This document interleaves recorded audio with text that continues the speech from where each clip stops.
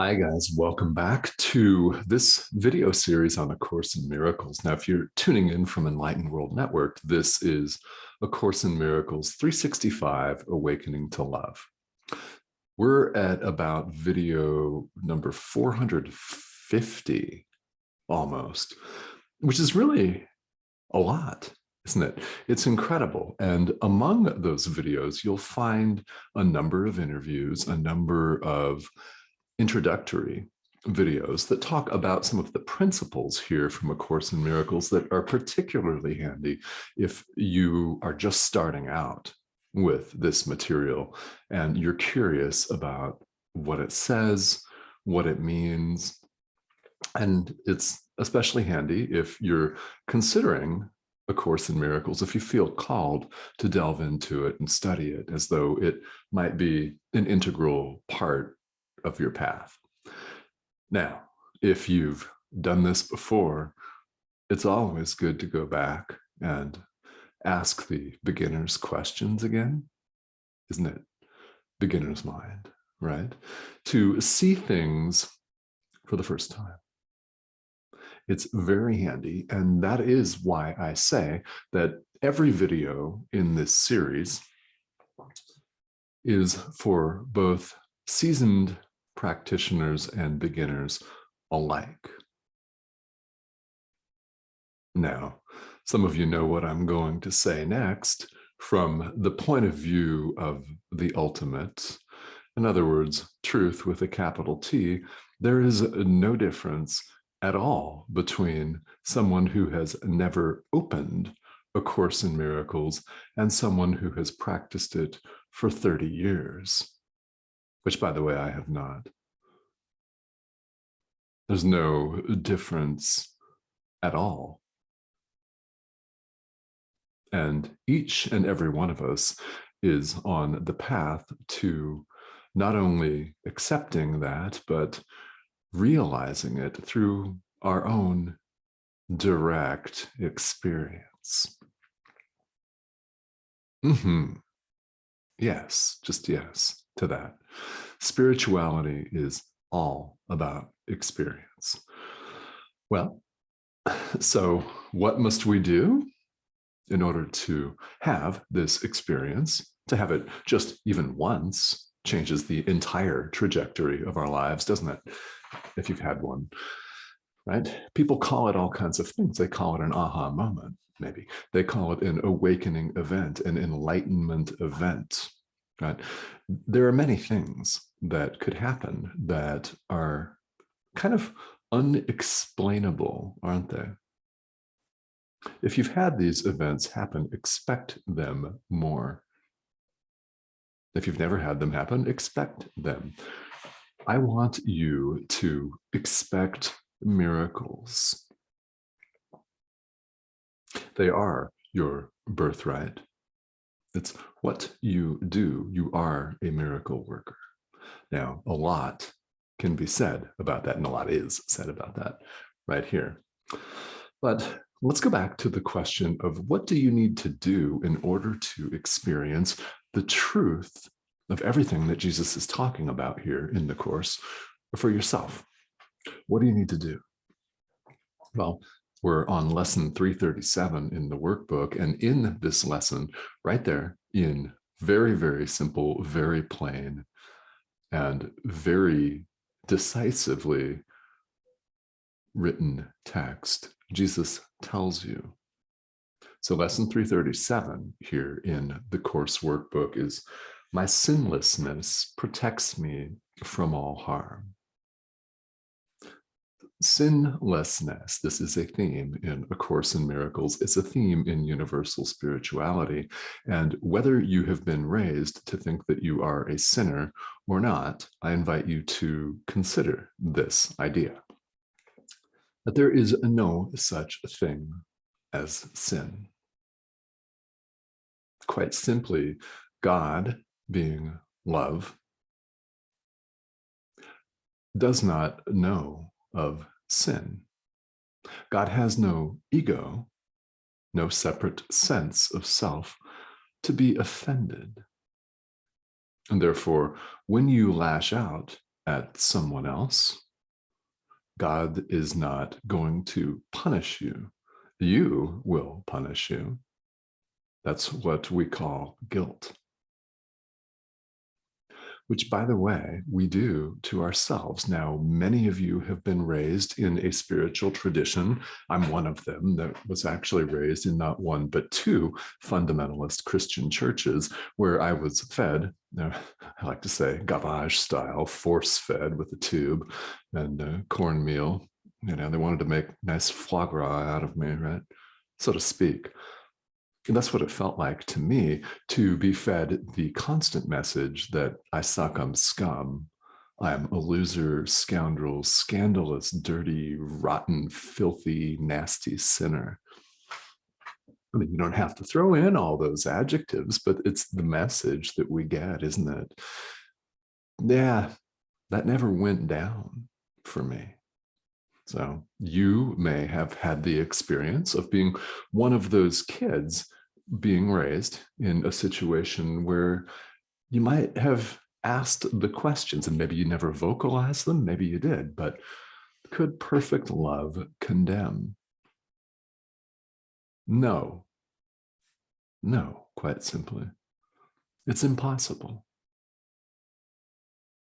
Because if you punish somebody for something they've done, that's not love, is it? We can call it tough love here in the world and things like that, but it's not really punishment. Tough love, giving a child consequences for behavior is it's actually a loving act. Now, you could do it very cruelly with cruel words, and well, that's separation, right? All kinds of ways that people can do this and maintain the false illusion of a separate self with someone that sucks and is scum and someone that knows better, right? I.e. you as the parent. There's different ways to do that that are more loving. And we all know that there are. So the operative word here is sinlessness. God has no ego to be offended. This means, and I hope that you find this to be something happy and uplifting, right? And inspirational, I hope, for you, is that there is no sin. It does not exist. You're not a sinner. You are not a sinner. Repeat this to yourself, yeah? If you want to, adopt it as a mantra and say it today. I am not a sinner. I am not a sinner. I'm not a sinner. Om Mani Padme Hum, right? I am not a sinner. You're not. I'm not. No one is.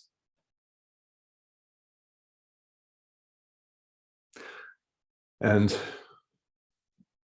I am not suggesting that you call up your old Sunday school teachers and start a heated debate.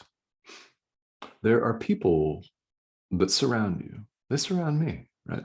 We all have people that want to maintain the illusion of separation. Let them have their illusions. This material is for you to practice and you to become more loving. Yes, it has a ripple effect on everyone else around you. We're all one, and we cannot help, therefore, but be connected. So when one becomes more forgiving, when one becomes more loving, everyone benefits automatically. And it doesn't have to be under your conscious direction, and it does not have to be under your conscious control. Let go. This is what we all do on the spiritual path. We're all learning to relax and trust. We're all learning to get out of our own way. This is what's meant by, of myself, I can do nothing. We think we can orchestrate and manipulate all phenomena. We have no idea what's going to happen in 15 minutes, but your inner teacher does. So let your inner teacher direct. We're invited to do this. And it may sound scary to give up this control. We're taught in the world to have it, to control things, to do our level best, and we drive ourselves nuts in the process. We make ourselves frantic in the process of attempting to control and manipulate every little thing, what we do, what other people do, what time itself does. Yeah, how's that working out, right? How's that working out for you to control and manipulate all things yourself with no help? We inevitably fall flat on our faces on that one, don't we? All of us. Yeah. So what do we need to do to return to this overarching question? What do we need to do to experience all of this for ourselves? Well, in lesson 337, right here in the commentary, Jesus tells you, accept atonement for yourself. Now, atonement is described in many ways in A Course in Miracles. It's one of those terms that actually in common parlance means something completely different, doesn't it? Because you may think of atonement as, well, I'm going to get somebody back. Yeah, I'm going to atone for their sin against me. Yeah, they mess with me, I'm going to mess with you. Piece of shit, right? That is a way of thinking that's predominant in the world. Listen to any hip hop songs lately, right? I mean, it's glorified in our culture. It's just firmly entrenched in our popular music. It's a vengeance-based thought. That's what people think of when they think of atonement. And A Course in Miracles means something completely different, happily.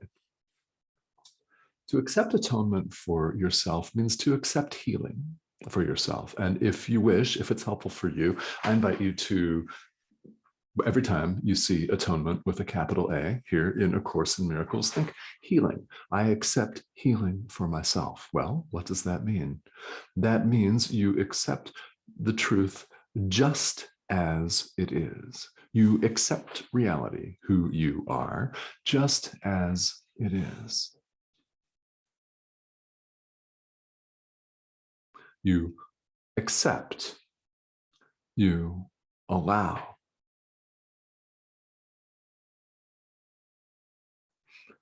And as many times as you need to, you make that choice in the present moment to accept everything just as it is, to accept yourself just as you are.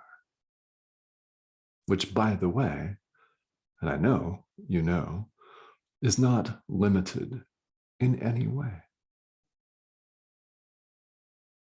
It's about acceptance. So when we say in A Course in Miracles, I accept atonement for myself, I accept healing for myself, which is, by the way, how you're healed. It does not necessarily involve someone doing Reiki on you. It does not necessarily involve a good massage or a soak in the hot tub or a walk in the woods or anything like that, necessarily. Healing is of the mind. We accept it for ourselves. We accept atonement for ourselves. We allow everything to be just as it is. That is all we have to do. It is simple. It is decidedly uncomplicated. It's disarmingly simple on purpose, right? We need to drop the arms, drop the defenses, drop our desire to manipulate and control every living, breathing thing. It doesn't work. They don't do what we want them to do anyway. Anybody have kids out there? Look, I have two teenagers. I have a 19-year-old son and a 15-year-old daughter who are really pretty much doing what teenagers do, which is exactly what they want to do. It's not my path. Anyone who's a parent, no matter how old your kids are, they could be grown, still the same thing comes up, doesn't it? We cannot control everything. People do exactly what they will. You may feel strongly about the truth of A Course in Miracles or your spiritual practice, but not everyone else is going to respond in the same way. That's why it's of such beautiful, beautiful benefit to all of us that there are so many doors, isn't it? This is just one of them. I'm called and directed to explain and share about this particular door, A Course in Miracles. It's just one manifestation. It's just one variation of what Jesus refers to as the universal curriculum. And when Jesus says this is A Course in Miracles, it is a required course, he does not, by the way, mean that everyone has to drop what they're doing and go through A Course in Miracles. No, that's extraordinarily limited thinking, isn't it? What he means is the universal curriculum is required. We're all going to find our way back, so to speak. Now, it's beautiful that this material exists because it may speak to you directly. It's beautiful that other religious and spiritual traditions exist as well, because those may be the ones that speak to you. So if you're searching, keep searching. It's a beautiful search. You'll find something, because right now, in the 21st century, with the internet and Google searches and all the information that's at our disposal, there's no reason why anyone who's truly serious about seeking can't find all of the information they need and then some. I mean, you may even have to sift through things that don't suit you. You probably will, won't you? You'll have to sift through articles where you completely disagree with what the author has to say. I mean, such is the internet. The beauty of it is that this is available to you. So if you're searching, keep searching.